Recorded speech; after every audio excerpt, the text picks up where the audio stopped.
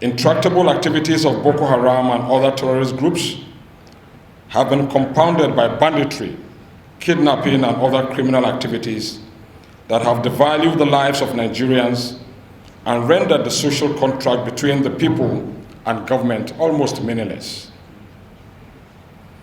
On the issue of the economy, despite government's claims to rising GDP, the economy is in fact teetering towards collapse, as widespread poverty compounds the hopelessness engendered by insecurity, high-level corruption, and general incompetence in government. Divisiveness. Today, we have an unprecedented level of nepotism and political exclusion that has left the country more divided than ever, as evidenced in various separatist agitations that are threatening the corporate existence of the country. As a matter of fact, the sweetness of diversities, which we should have enjoyed in galvanizing our people into a strong working force, have been turned into punchlines and have been latched upon by various political groups that are not concerned about the future of this country, rather a pursuit for their personal agenda. It is premised on this background that we have set up the Rescue Nigeria project, which is an emergent political organization led by a group of Nigerians of like minds who, regardless of their current political party affiliations, are committed to rescuing the country from its current precarious situation and to chart a new course towards building a new Nigeria for every Nigerian, restore the value and dignity of Nigerian citizenship. Largely supported by groups led by Dr. Usman Bugaje, another group led by me, another one led by Ambassador Hassan Tukun, and of course, Dr. Awa. We brought together this brilliant idea to create a program called Rescue Nigeria Project. Now, the vision of RNP.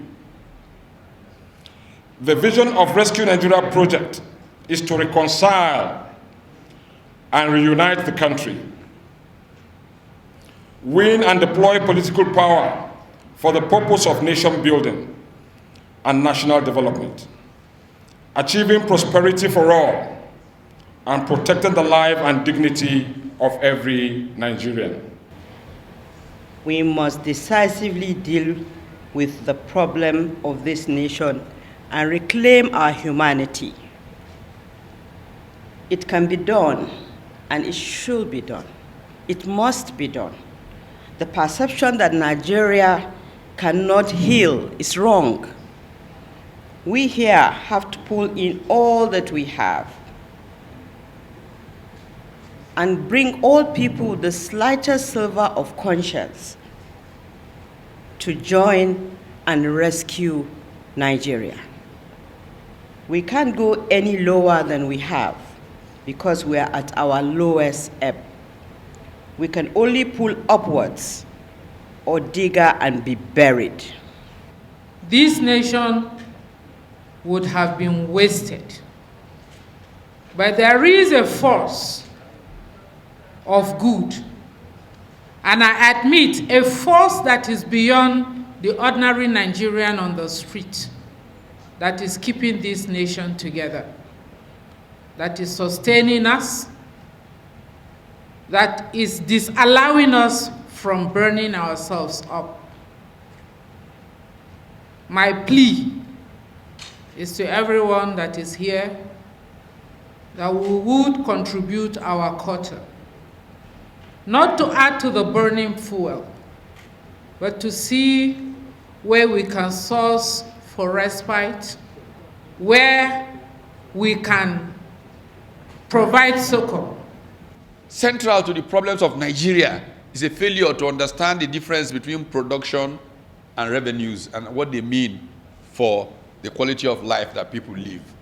We are obsessed with revenues, and that's why we are fighting each other, starting wars, all kinds of things over sharing, structure, restructure, And when I hear these conversations, I'm struck about the power of ignorance. Ignorance is a very powerful thing. People are rushing to get what will make them poor. Go through history. No nation, no group of people became rich through revenues. You become rich through production. If we can base our worldviews on those principles, and we understand this process of focusing on production and dominating certain global value chains, there will be no Boko Haram. There will be no insecurity, because everybody will be too busy building a decent and happy life to worry about making another person's life uncomfortable. Well, thank you very much. You would see that the areas Nigerians are faced with today, especially security, economy, and social dislodgement, certainly requires that a strong platform be put in place to take us out of the current quagmire if we must survive as a country. How do you intend to do this? Well, we're starting with coming up with a Rescue Nigeria project, which we ultimately hope to drive into a strong coalition. And we hope to see this generating ideas and ways of creating new ways of doing things. Because if you look at what we are doing, we want to see how we do things differently. There has been so much talk shows in Nigeria. There has been so much activities being put in place in terms of effort, but none has really translated into walking the talk. So we want to see this as a platform that for once we genuinely and sincerely bear our minds on the critical issues that are facing us in terms of insecurity, in terms of economy, and of course in infrastructure, and most importantly on the social dislodgement that we are faced with. And we hope that this coalition will begin to educate Nigerians on seeing how we can foster a new direction to leadership recruitment, because it all boils down to the leadership selection process. So the whole idea is to stimulate a new leadership selection process that will give Nigerians a sense of hope to see that Nigerians can choose their leader and would create expectations for their leaders, and the leaders will deliver based on expectations of the people. When you speak about a new direction to stimulate a new sense of leadership in the country, are you thinking about migrating from this platform to becoming a political party? If you look at the RNP, it's a platform that encompasses people from all walks of life, different political divides, academicians, we have traditional rulers, we have the civil society organization, all being part of what is forming a Rescue Nigeria team. So it's actually a system of galvanizing ideas to shape a new direction in leadership selection. So is this looking towards 2023 general election? Of course, it has to look towards 2023 general election, because leadership selection is about 2023 general elections.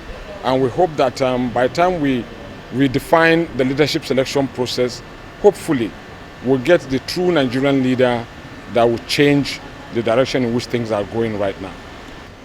We know where we're coming from in this country.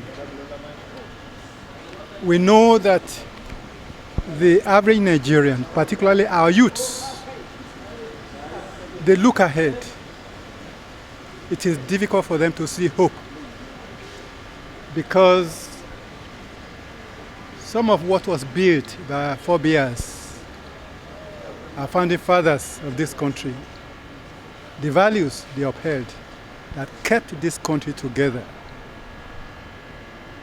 they are in tatters. And we have not done enough to do the needful to ensure that there is justice, there is equity, there is unity, there is commitment, and there's a focus. When you look back and see where we are coming from, you give a lot of credit to those great men who sacrificed so much for this country. And when you look around now, what is worrisome is not only the fact that so many things are wrong, but the very fact that people do not seem to care that things are wrong. And the youths are watching. And they ask the question, where is our future? Where is the hope that we are promised? What will become of our nation? What will become of us? And we have not been able to provide them the right answers.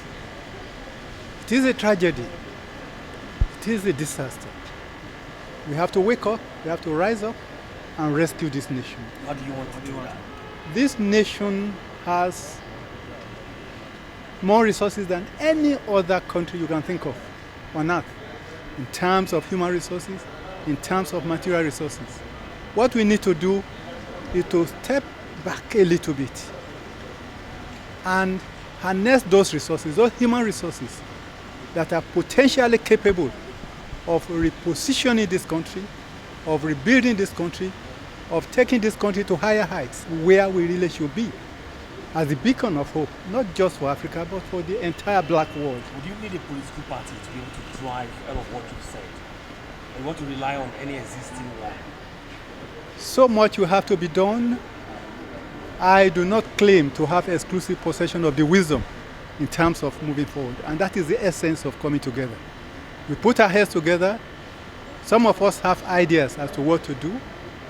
When we cross-fertilize ideas, we'll get the right answers and we move forward. This country certainly must be rescued Can you do that the present situation. Can you do that without a political party? As a political scientist, I know the way to go. When you mobilize people, you sensitize them, you position them, you get them in the right direction. Political parties are vehicles, not just for winning elections, but for mobilizing people to do the right thing for their society. Thanks for checking out SYMFONI on YouTube. Please be sure to subscribe and like our videos for updates.